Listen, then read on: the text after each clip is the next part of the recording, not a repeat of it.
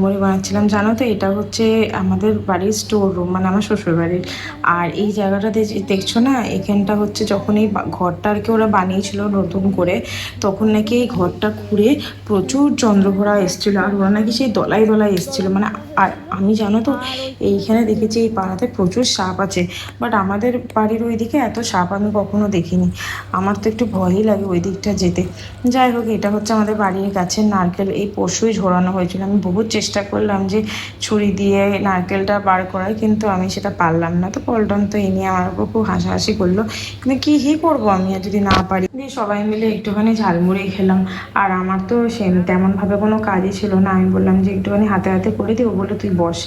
কিন্তু আমার তো একটু কাজ না করলে হয় না, তাই যে একটুখানি মুড়ি ঢাললাম, তারপরে হচ্ছে টুকটাক একটু হাত নাড়িয়ে দিলাম। তো যাই হোক, সবাইকে মুড়ি দিলাম, নিজেও খেলাম, কিন্তু মুড়ির পরে তো আমার চাটা মিস করলে চলবে না। যাই হোক, আমার আর পূজারির জন্য চা বানিয়ে আনলাম নিচ থেকে, দিয়ে দুজন মিলে বসে বসে চা খাচ্ছি। আর আমাদের মন্টু তখন পড়াশোনা করছে।